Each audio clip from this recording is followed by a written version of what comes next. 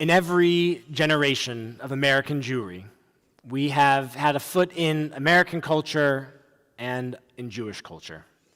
Thanksgiving, more than any other day, has been an opportunity to combine Americanism with Judaism.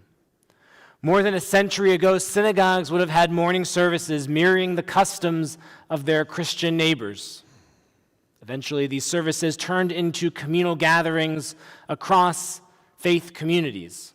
Thanksgiving services have now become ecumenical opportunities to appreciate the breadth and diversity of our society. In many ways, Thanksgiving meal became Jewish simply because Jews were at the table. However, that is not where the traditions have ended. For the past few years, I have looked at our American civic holidays with an increasingly Jewish lens. My soul and my stomach are no longer satiated by apple pie on the 4th of July or turkey on Thanksgiving. I don't even eat turkey. I need something more on these American high holy days. A Jewish Thanksgiving should be more than dressing a bird and putting a proverbial kippah on top of it. A Jewish Thanksgiving ought to be accompanied by mindful acts and words that reflect our Jewish and our American identities. If we truly believe the words of the Ve'ahavta, the words that we said this afternoon, this evening, that Judaism is something that should be practiced at all times, with all of our mind, all of our might, and all of our soul, then these holidays beg for Jewish innovation. Surely Thanksgiving is about gratitude, but a Jewish Thanksgiving must also have, I think, tzedakah. And this year, it must include pikuach nefesh. Now, gratitude is more than saying thank you, though that's where it always starts. Gratitude in Hebrew is appreciating the moment in which we find ourselves. And in Hebrew, this is the word hoda'ah, how we arrived here, finding the appreciation in that. This starts with a blessing. When we say the blessing over the challah, the grape juice, or any of the food, we aren't just repeating ancient words.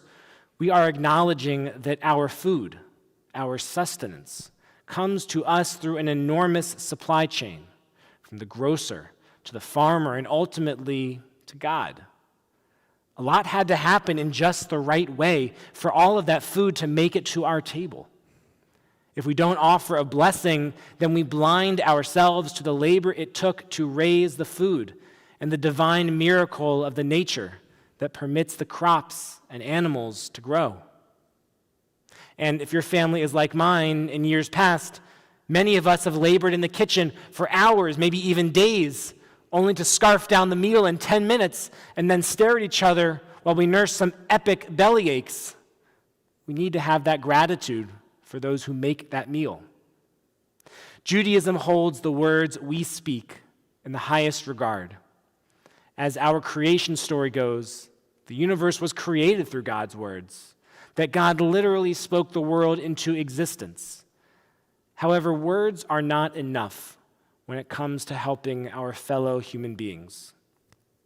At a Jewish Thanksgiving, we ought to take action to help our neighbors or those in our communities who have little during these very difficult times. We may choose to donate food, winter clothing, or money to those in need. Any of those are fine options, acts of tzedakah. And in fact, you can donate food and coats at Temple Emanu-El this Saturday at 4 p.m. But a Thanksgiving feast without tzedakah is like a Yom Kippur fast without the same. Feast or fast, our holiest times only become so when we help those in need through our deeds. As we focus on this unique year, even greater than the obligation of tzedakah, a Jewish Thanksgiving must fulfill the mitzvah of pikuach nefesh, which means saving a life. Judaism has no higher obligation or duty than saving our lives or protecting the lives of others. While tzedakah goes a long way to appreciate and improve our lives and the lives of those in our community, pikuach nefesh tops them all. Our actions this Thanksgiving must preserve life, not cut it down.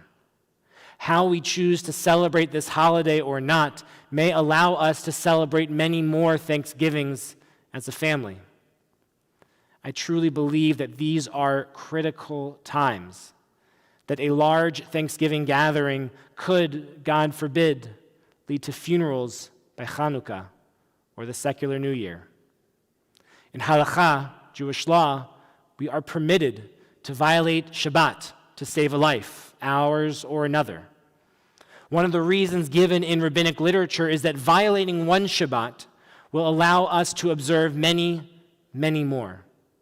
Along the same lines, this year we should violate those traditional gatherings, break with what we are used to doing. This year, Thanksgiving should be a subdued and safe affair.